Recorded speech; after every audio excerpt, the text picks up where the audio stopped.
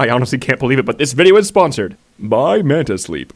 Choo Choo Charles is a horror game that brings to life all those edgy memes about Thomas the Tank Engine. But if you look closer, the game is actually a cleverly constructed metaphor for the stranglehold Class 1 rail companies hold over America's rail network. What? For a massive spoiler, my opinion of the game is just fine. Not really all that scary, but I at least had fun playing it, which is more than I can say for several other games I've reviewed on this channel. I'll of course go over the reasons why this game is just a 6 out of 10, it's closer to a 7 than a 5, but talking about how the game is just okay isn't really all that exciting for you, me, or the YouTube algorithm. So instead, I'm going to pivot this video in an entirely different direction and try to answer the question, does the rail system in Choo Choo Charles make sense? It was a question that came to mind when I realized I was paying more attention to the, let's just say, extremely odd design of the railroad than I was the giant spider demon that was actively trying to kill me. But what exactly do I mean by make sense? Well, to pander to nostalgia, let's bring up the Calamari Desert train from Mario 64. While visually pleasing, it doesn't serve any apparent purpose. It's a passenger train that just goes in a small circle and then through a random rock formation without any apparent stops or stations. So in short, no, this train does not make sense. So with that in mind, what I'm asking is, does the train we drive in Choo Choo Charles belong to a rail network that would make some kind of sense in the real world? But that's a bit too long for a YouTube title, so does it make sense is what we're going with. It's actually a pretty fun problem, because while the train itself is an abomination, and by that I mean the train we conduct, not the living metaphor for Warren Buffett, the actual rail system on the island of Aranearum is fairly complex and includes some neat details to clue us in on the inner workings of this island, which makes me wonder if this is now technically a lore video. Ugh, my voice isn't near smug enough for that. Of course, I'll still be talking about the horror in gameplay. This is a horror-focused channel after all, and yes, I do realize that this might turn out to be a bad idea because I can't imagine there's all that much overlap between horror enthusiasts and train spotters. Now, while I consider myself versed enough in horror to properly talk about Choo Choo Charles as a game, I don't think I'm similarly qualified to talk about its rail system. For that, I want to start off by thanking the Nickel Plate Railroad Museum. This video isn't sponsored by them, and in fact, I don't think they even know who I am. Remember me? No. But a lot of the various maps, exhibits, and even a few of the engines on display really gave me a lot of ideas for how the Aranearum rail system might translate to the real world. If you're ever in Bellevue, Ohio for some reason that isn't the giant roller coaster park, seriously take an afternoon to walk through it. The museum is packed with really cool stuff, and for some reason only costs $10 to enter. I would have paid 20 easy. I also want to thank Name Withheld, who lives in Location Withheld, and greatly values his privacy. A lot of this video is going to be directly thanks to his own help and expertise, so if I get anything wrong, you can blame him. Both him and the Nickel Plate Railroad were invaluable to the making of this video because do you have any idea how hard it is to look up facts about mine trains on the modern internet? I try to research something like the average weight of a minecart, and the first 3 results will be for Minecraft, Factorio, and Dwarf Fortress. Very helpful, Google, thank you. I can now sleep at night. Not because of you, but because of Manta Sleep! I used to struggle with all those doom-scrolling, imaginary angry rants I'm totally winning in my head, but not anymore! Manta Sleep! Now those thoughts of existential dread are drowned out by my Manta Sound Sleep Mask. Yes, I can sleep anywhere I am legally allowed to due to these ridiculously comfortable masks. Getting tossed into a trunk. Yes! Thrown into a ditch. Yes! I can even sleep while making fun of Xenoblade Chronicles 2. Yes! According to the National Library of Medicine, yes, I looked this up, you should know that about me by now, our feeble human eyelids only block about 93.8% of all light, but with the awesome power of the Manta Sleep Mask, I am literally staring directly into this lamp and I can't see or taste anything. The Manta Sleep Masks have eye cups that put 0 pressure on my fragile little eyeballs, and even better, the thin material makes great for side sleepers like me, thanks to their extremely thin and adjustable Bluetooth speaker design. Plus, with how incredibly adjustable the sleep masks are, it's ridiculously easy to get the right fit no matter how freakishly scary your weird head may be. Even better, since the Manta Sleep Masks aren't legally classified as weapons, I can take them anywhere, like on a plane, because sleeping on planes just sucks. There is no joke here. I am absolutely bringing this thing on my next flight. Oh my god. And with tons of options and price points, even the pickiest of eaters can find the right mask to suit their tastes. Like this one here that's made with 30 mommy silk. Sweet dreams. So click on the link in the description or use promo code CHEEZINE at checkout for 10% off your Manta Sleep Mask and a sleep so deep you'll be dreaming of complex railroad logistics. Legitimately, I did actually dream of freight and railroad logistics the night after writing the main body of this script. I went that deep into researching railroads. I have actually put more effort into researching this video than I have for several term papers for my master's degree. So with the preamble out of the way, let's go ahead and answer the question, Does the railroad in Choo Choo Charles make sense? And is the game scary?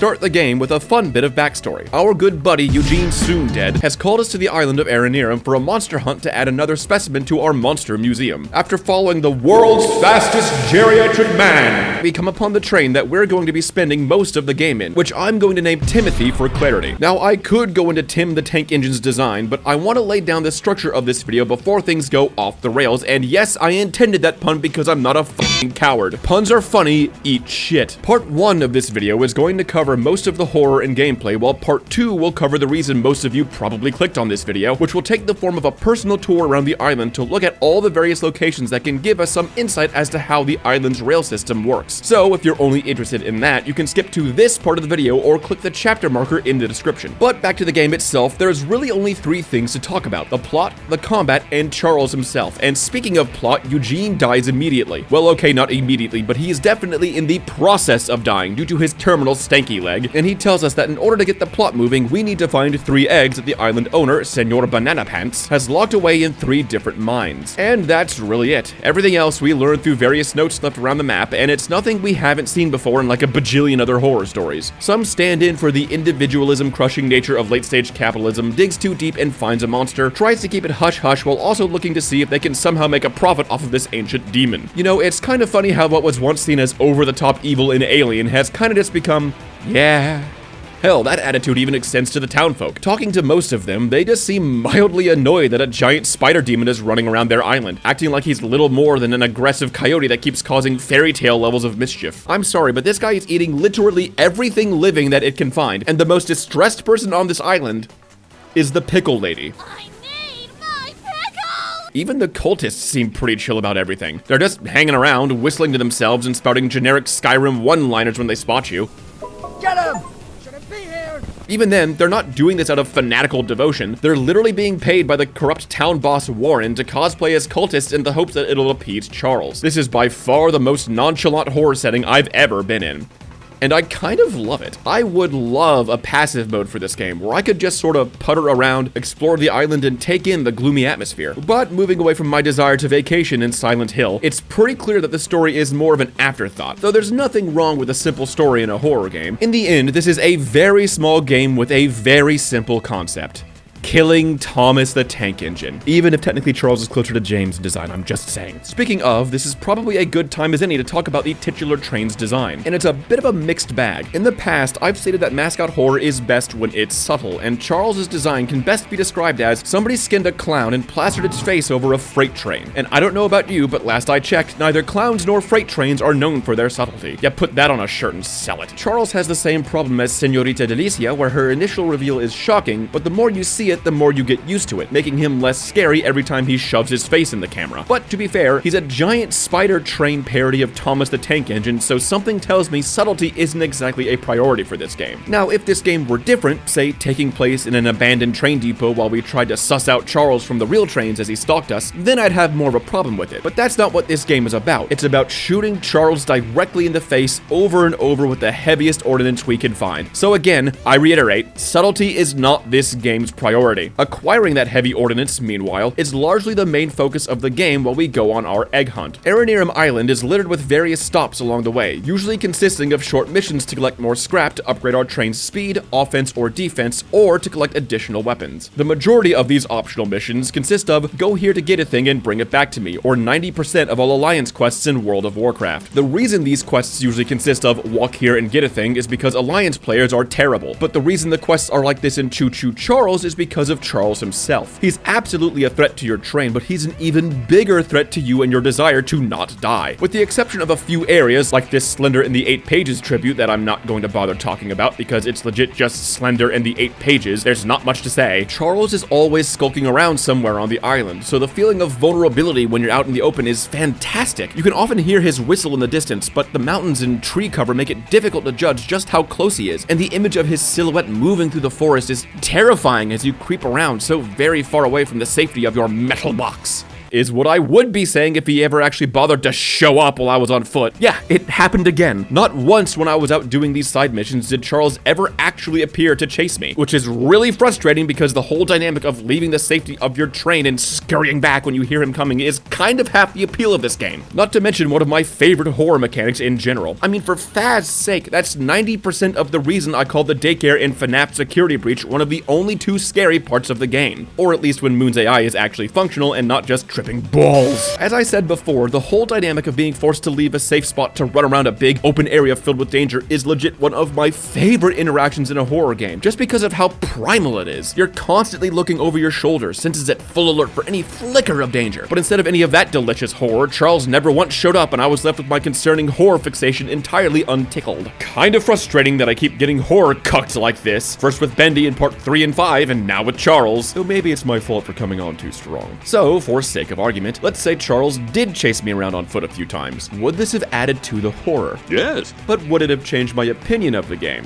No. I have a frankly disturbing love for threats that can come at me from anywhere at any time, and Charles is a fantastic example of that. For example, the way his whistle echoes in the distance is brilliant, because unlike a signal that guarantees the monster is about to chase you, like in that one really bad Silent Hill game, Charles's whistle is not a guarantee he'll show up. It's just a warning to let the player know that he's nearby, which is brilliant to add to the uncertainty and fear of the situation. Problem is, a single scary mechanic does not a horror game make. The only other two sources of threat on the island are the random cultists, which I'll talk about later, and the fights with Charles. Those fights are tense, sure, but tension and horror are not quite the same thing. Related, absolutely, but tension doesn't always beget horror, as horror is incredibly complex and context sensitive. For example, while I'm going for a lap 2 in Pizza Tower, that's also tense, but it's not what I'd call scary. To keep with the pizza topic, because I really want pizza now, Fellini's for life, tension is like a good dough with which to start, but without the ingredients coordinated in the right way, you're just gonna end up with a disgusting mess. And this is where a lesser man would make a pineapple on pizza joke, but damn it, pineapple on pizza is good. There are any number of ingredients you can add to the dough of tension to make a good horror pizza. The unknown, helplessness, high stakes, story context, game mechanics, monster design, the list is gigantic, and this is one reason I find horror so fascinating. There is no essence of horror. There is no one thing that will guarantee a situation is scary, because human fear is incredibly complex. In the context of Charles chases, like I said before, they're tense, but are really only on the border of being scary. They follow a very set pattern of what's going to happen. So while the first couple of times you fight him might be scary, you very quickly learn the exact formula of these fights, which takes away a lot of the fear. And in addition, the threat of Charles drastically diminishes once you get the rocket launcher. I have yet to find a game that stays scary once it hands you a rocket launcher. Speaking of, well, I've talked about it before, I want to at least touch on the idea of fighting back in horror games because it's actually a pretty nuanced topic. Fighting back is a huge part of Ding Ding Dave, but it's rather unique in that fighting back takes the form of an infinite ammo rail shooter. Now, on paper, this seems awful for horror. I know I've accused games of this in the past, but this fight is literally on rails, and to top it off, you have a gun with infinite ammo. But there's a catch to it. Each of these fights has potential long-term consequences. Even once your train gets powered up and the risk of death is far less, Charge and Chuck is always going to manage to strip at least a little bit of your health, which costs you scrap to repair. Run out of scrap, and it's only a matter of time before Charles wears you down and eventually kills you, which I just realized I'm going to have to find outside footage for because I never actually died in this game. And the fact that these fights are literally on rails is also fine because it's only on rails in the literal sense. This isn't a scripted chase where every last event is pre-planned by the game. Each fight is dynamic, with Charles responding both to the terrain and your own shots. You need to act and react to Charles when he chases you down. Switch guns, repair your train, all in an effort to not die. The final source of tension and gameplay comes from the Charles cultists around the island to protect the eggs and other miscellaneous areas. They're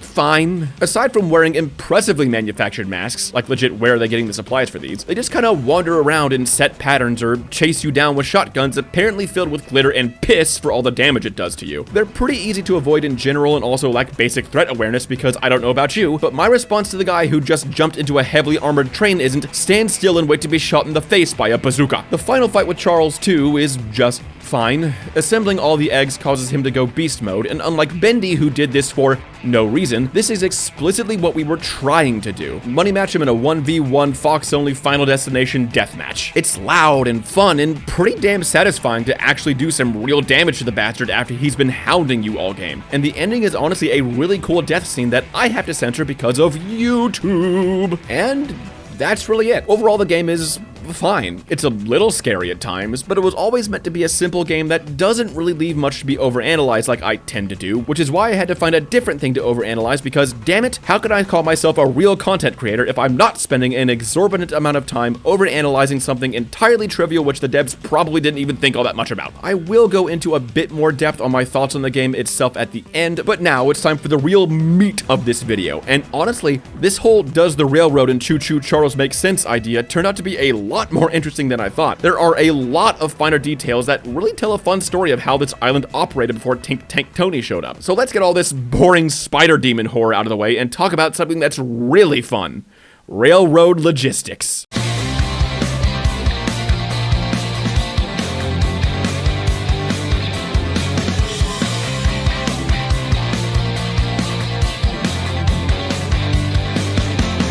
The last thing we need to do before starting our grand island tour is to examine the train that we'll be conducting. And in brief, this thing is a fucking abomination. Now, there are plenty of nitpicks with this thing's design I could go over, and I briefly will. The train has a steam whistle, but no actual steam whistle on the outside. Why so many wheels? The most pathetic cow catcher I've ever seen. You don't drive a train with 3 sticks! Why so many wheels? Why do the so many wheels not have a connecting rod? How are the so many wheels being powered? Why so many wheels? Nitpicks aside, the most striking feature of TIM and steam engines in general is this cylindrical bit on the front, known as the boiler. This is where, and I need you to follow me here, the steam engine boils water to create steam to power the engine. Hence the name, steam engine. Problem is, this train is absolutely not a steam engine, and the reason is the fuel. In terms of fuel efficiency, steam engines are incredibly inefficient. Only about 5% of the energy burned in a coal steam engine is turned into actual power. Engineers were constantly pouring literal tons of coal into these engines just to get from one stop to another. As opposed to the 5% energy conversion of a coal steam train, your car's engine turns about 25% of the energy from gasoline into motion. Also consider that gasoline is almost twice as energy dense as coal, and we can make the scientific conclusion that steam trains need a shit ton of coal to work. This is why so many trains had tenders, extra wagons attached to the back that could carry both coal and water, as they needed these tenders to actually get from point to point. Now, in fairness, TIM here is a much smaller engine covering a much smaller area, so it wouldn't need as much overall fuel. Plus, there were absolutely steam trains that didn't use tender cars. However, they still carried large amounts of additional fuel. They just stored it on the engine in various compartments, typically in large boxes on the side of the boiler or behind the engineers in an extension of the cab itself. Also, fun fact, these fuel-carrying engines are the type of trains that we call tank engines, as in Thomas the. TIM here, however, absolutely does not have any apparent space for tender, but maybe it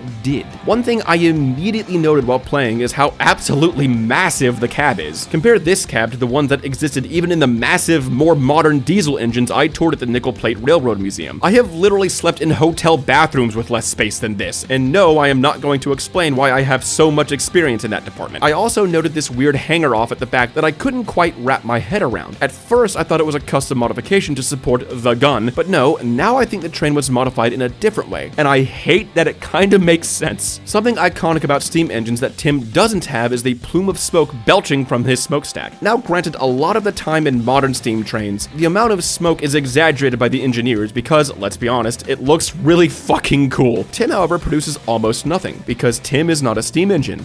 TIM is a diesel. More specifically, TIM was a steam tank engine that someone Frankensteined into a diesel, which according to some train enthusiasts is the absolute scariest part of this entire game. But it fits. While rare, some smaller trains, usually switcher trains nearing the end of their lifespan, were converted from coal to diesel. This explains several of the prior anomalies about TIM. For one, his unusually large cab may have been where the onboard coal and water boxes were stored. It was fairly common for switcher trains to be tank engines, so upon TIM's conversion to diesel, the coal box could have been taken out entirely to allow for more room in the cab. Him being diesel also explains why TIM has no firebox, the spot where the engineer actually shovels the coal into the boiler. This also explains the lack of smoke coming from the smokestack, as diesel engines produce significantly less smoke than coal or wood. This even explains why TIM has no connecting rod between his wheels, because look at what the hell my friend and I found at the Nickel Plate Railroad Museum. I got got you now, you fucking moron bitch. An honest to Thomas diesel engine about the same size as Tim. Like, holy fuck, what were the odds of that? And when looking at this diesel switcher, what do we find? Well, while it doesn't have 5 billion wheels like Tim does, this one doesn't have a connecting rod, as the wheels receive power directly from the engine. Purchasing a cheap diesel train also makes sense for the island of Aranearum itself. This is an island that requires all supplies to be shipped in via small ferries, and steam trains require a lot of heavy coal. Diesel is far more efficient ton for ton, meaning it would have been easier and likely cheaper to supply their trains with diesel than coal. Furthermore, having smaller amounts of smoke produced by their trains is incredibly important for a mining town. Coal trains passing by mines, depending on airflow, could greatly pollute the already not great air quality inside, which is yet another point in favor of Tim being a diesel train. But now we have to ask the question, why would the island buy a coal converted to diesel engine instead of just a diesel engine outright? Price. Again, most coal to diesel conversions were done on much older trains nearing the end of their lifespan. Often switcher trains in a town like this doesn't exactly scream doing all that great to me. And with our magnificent vessel puzzled out, I say it's finally time we start the grand Aranearum tour. The first stop is actually the train shed where we see Tim for the first time. And I really don't have much to say here other than it's about what you'd expect from a small train shed. So let's actually get moving, shall we? Now as we start chugging along, I want to take a look at the overall map of Aranearum. Something to note is that this map does not show every rail line in the map, just the ones that we can go on. Remember that, it's going to be really important later. In terms of a small mining operation, the rail network is a bit dense but otherwise not too unrealistic. For comparison, we can look to the real-world example of the Birmingham Mineral Railroad. While somewhat larger than the island of Aranearum, we can still see a similar pattern of various nested loops to better service the various mines. But of course, that means we have to figure out if this is actually what Choo Choo Charles did. Continuing down the line, we pass a few basic non-train related structures, but more importantly, we come upon a small informal train graveyard. We can actually find an identical version of our own train that's been left out to rust along with some abandoned minecarts. In fact, our Tim is the only train we ever actually see running. This immediately tells me that the island has started using precision scheduled railroading. And don't worry if that joke didn't make sense, the whole 3 of my viewers who are also railroad workers are pointing at the screen and going, ah, right now. Maybe, I'm not actually sure. Legit, I could actually use some feedback on that joke there because, full disclosure, I am flying so fucking blind here. But what I find most interesting in this small graveyard is these boxcars, as this is not the kind of car I would expect to typically find in a mining operation. And yet, it ends up making a lot of sense for the island of Aranearum. Historically, the transportation of minerals or ores was done via either gondola cars or hopper cars. A gondola car is basically just an open-topped car used for transporting bulk material, while a hopper car is similar in design but has various hoppers underneath. These were vastly preferable for hauling loose items such as minerals for a number of reasons. Top-loading piles of rocks is significantly easier as you can just pour the cargo into the car with some kind of chute or hopper. By comparison, most boxcars loaded cargo via side doors, which of course would have the product just spill out everywhere if you tried to open a boxcar full of rocks. However, boxcars were occasionally known to haul coal, and pretty much anything really. As stated by famous railroad industrial engineer John Nealing, "We have the boxcar and you can adapt to it," which really sounds like something a Melee player would say. "We have Fox and you can adapt to it." You have a one-frame option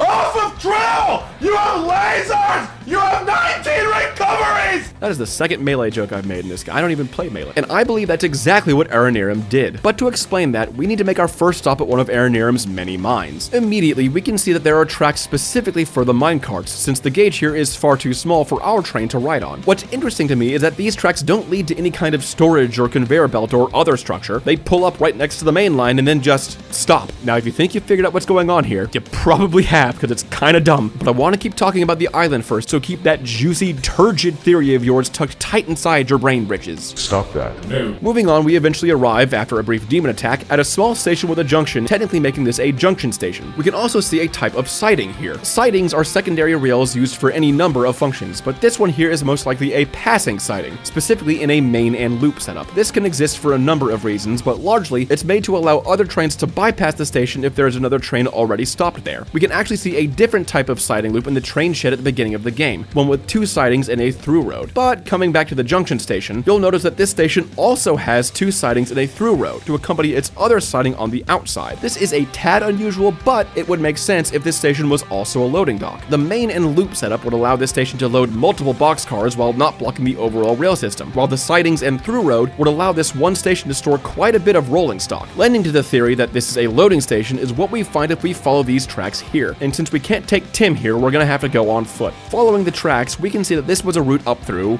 nothing. It just kinda ends. But this isn't really all that unrealistic either. Directly above where this track runs out is a wooden footbridge that apparently goes nowhere. Now, people don't typically build bridges for no reason, so this had to have gone somewhere. And my theory is that this entire branch of the rail network once led to a mine shaft that has since dried out. We can even see this defunct boxcar halfway up, along with this random goober guarding apparently nothing. What's his story, do you think? Why was he given empty quarry guarding duty? Is he happy with how much he's getting paid? Is being a shotgun-wielding cultist technically count as employment? Well, to answer that question, we need to ask someone from the Bureau of Labor Statistics.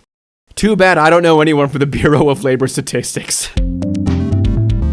One last feature of this junction station that I want to talk about is this water tank here. Water stops were locations where steam trains would replenish their stores of water necessary for operation. However, I don't think this is actually a water stop. Water towers were almost always used in water stops, but we never see a single water tower in Aranearum. What we do see, however, is plenty of these water tanks collecting rainwater around various houses. Thus, I don't believe that this water tank is actually for supplying steam engines. Rather, this is probably just drinking water. Remember, this station is also a loading dock and would have any number of burly, sweaty men carrying heavy loads through this station. They gon' get thirsty. Pulling out, we have a bit of a loop back around to get back on track, so while we're just chugging along, I want to talk a bit more about the overall rail layout on the island. Aranearum's rail line is what is known as a single-track railway. A single-track railway is just a railway that only uses one track. This is opposed to a double-track railway, which, and you're never gonna believe this one, uses two railways. I would absolutely expect this small island to use a single-track railway, as these are far cheaper to build and maintain, but do require some additional logistics to prevent,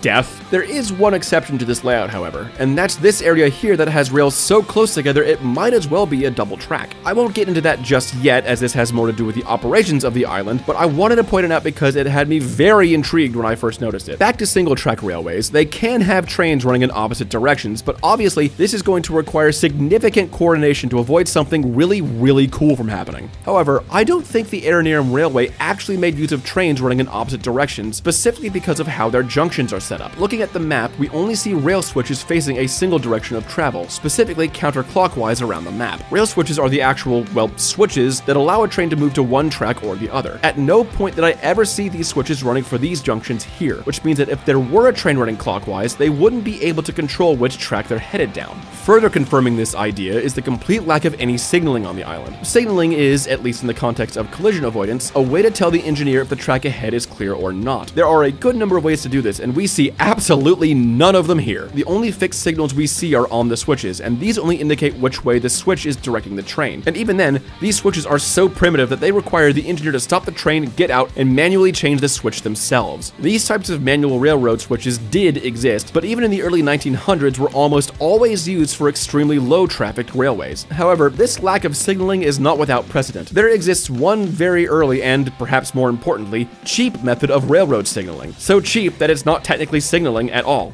Timetable operation. This is a type of railroad operation that prevents collisions by having fixed timetables. This means that engines are only on certain lines at certain times. For example, if I were working on timetable A, my train would be scheduled to be on this line at this time, and the engineers working on timetable B would be aware of this and thus know not to go on my line. Now, if you've ever worked on any kind of group project ever, you already know all the reasons this kind of operation just straight up sucks. But to spell it out, in a group project, missing your deadline will make you feel like you're about to die. On a railroad, missing your deadline will guarantee it. In short, this timetable system combined with the manual railroad switches is extremely uncommon and frankly stupidly dangerous, and also makes perfect sense for the island of Aranearum. But we need to save that for the conclusion, as we've reached our next stop, an explosives observation bunker. Why does the island have this? Because the rocket launcher we get was handmade by one of the island's employees. And what does that tell us? That mine boss Warren doesn't just ignore OSHA regulations, he creates new ones. I have absolutely zero doubt that Warren was paying this guy under the table to make cheap, improvised explosives, and now I immediately understand why this island has such a large cache of guns. Gotta keep the Union reps away somehow. I mean, really, if you remove the whole demon train, this entire operation would be the wet dream of Jim Venna. Yeah, go ahead and lie in the comments, say you got that joke. But moving on to one of our last stops, we get to this structure which I'm pretty sure isn't actually part of the railroad's infrastructure. Aside from this building, which is just a Motel 6, we have two towers here overlooking the rails. If this were positioned in a more complex junction, I'd probably probably say that it's an interlocking tower, but that's obviously not the case for several reasons. Interlocking towers, sometimes called switch houses, are a centralized location that's able to remotely flip the railroad switches of a nearby junction or junctions. However, there's only one junction nearby, and as previously established, Aranearum has no apparent signaling or switch control, and just uses a timetable setup for its trains. And also, I couldn't find any actual switching machinery inside. I feel like I should have probably just started with that one. In the end, I think it's just employee lodging. It's a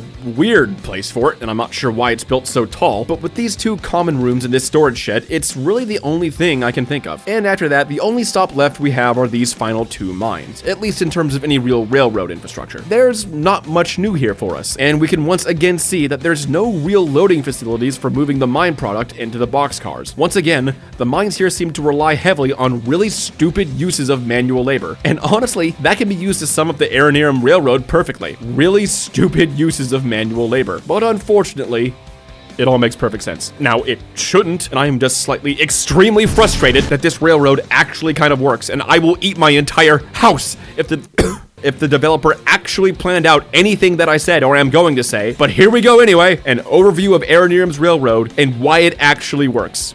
Buckle up, it's gonna be a ride.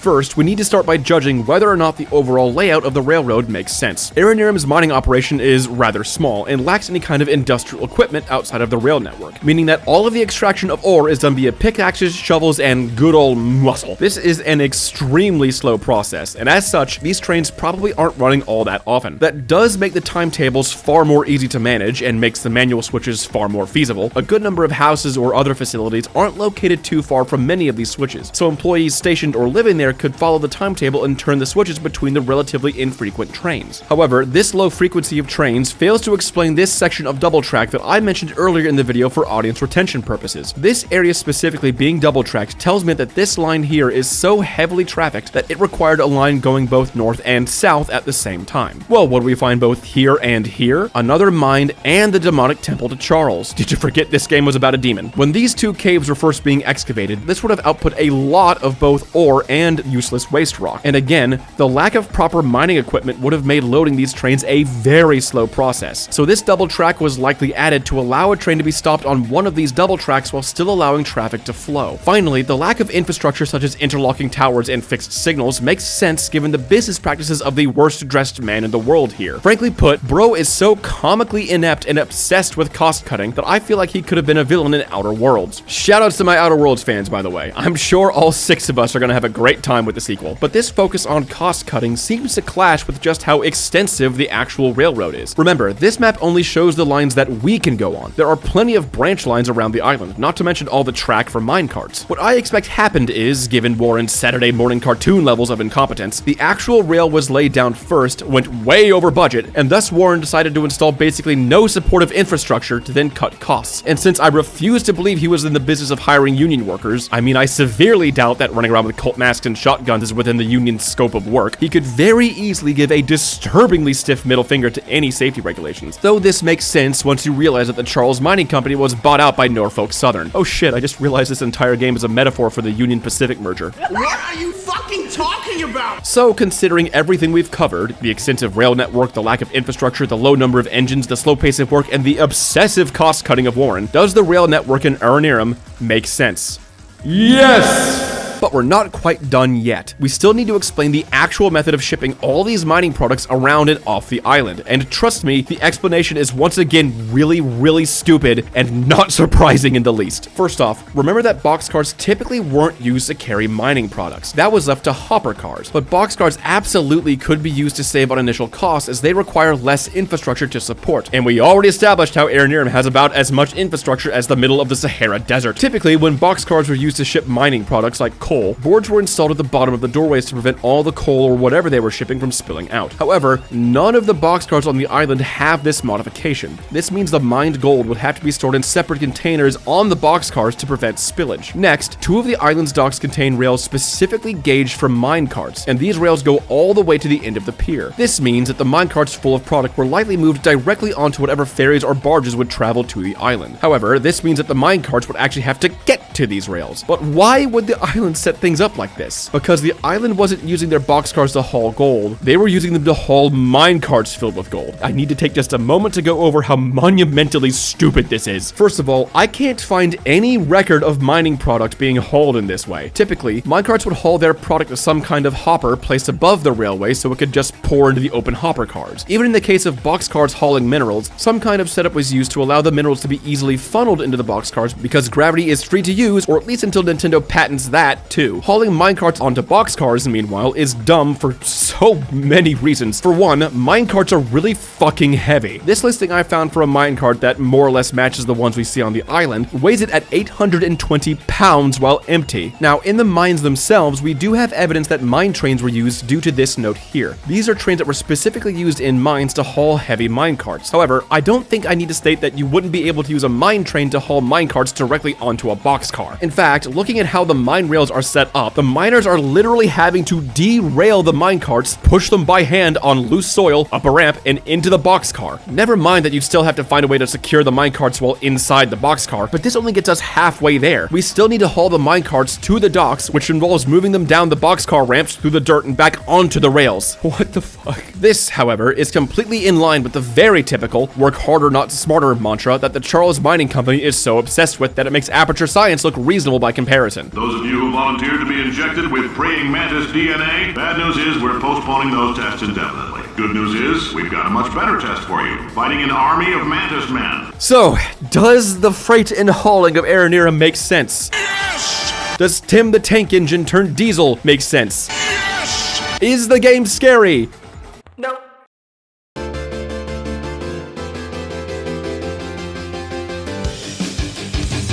To shift gears away from the answer that yes, the Aranearum Railroad makes sense, which is probably the scariest part of the game, Choo Choo Charles does have its tense moments, though again, I wish he had actually come to kill me instead of just being a giant spider-shaped tease, but despite my raging horror fetish being left at half-mast, Get some help. the vibe of just riding around in the night, soft ambient noises, and the vague threat of a distorted train whistle in the distance is so weirdly satisfying. The NPCs, while not animated well, or at all really, have a ton of personality and got a lot of laughs out of me. The core loop of running around, finding scrap, and upgrading your train is incredibly satisfying, especially as you start to see actual results and the idea of killing Charles becomes more and more of a reality. And on that note, the combat is fun. Simple, sure, but the impromptu nature of the combat adds a fun level of tension that makes the actual fights feel like an amazing payoff. Really, my biggest issue with the game is the $20 price tag, but if you can catch it on sale and you like trains or have some pent-up aggression against Thomas the Tank Engine for some reason, then yeah, pick it up. It's a simple and very short game, but that's honestly kind of refreshing. And for the whole railroad review part, to my regular viewers, if you liked this kind of offbeat analysis thing and want me to do more, like analyzing, I don't know, how much does it cost to get a VIP pass for Roxy's room, please let me know, either in the comments or just by liking this video. And for the railroaders watching, if you found something about my railroad analysis that you thought was inaccurate, also please let me know. Again, I'm no expert, and I would love to hear your opinions on this incredibly stupid railroad, but that's part of the fun of it, really. I have no doubt that this railroad would never exist in any modern setting except for this island. If I were analyzing the trains in, say, GTA 5, which no, I'm not going to do, I'm more of a Saints Row guy, Pretty little thing. I'd have held the rail network to far higher standards of infrastructure and overall quality. But on this tiny island run by the reincarnation of Cornelius Vanderbilt, that's the last train joke, I swear, I can absolutely see this jumbled mess happening, because context is important. And on the concept of context, that's actually going to be a major part of my next video, when I finally play Bendy and the Dark Revival. Now, normally when I play horror games, I try not to take the context of the previous games into account. I try to judge them on their own merits. I mean, hell, I went on an entire rant about that in my security breach review. However, you Bendy fans out there were constantly telling me that almost every problem I had with the ink machine was fixed in Dark Revival. So you know what?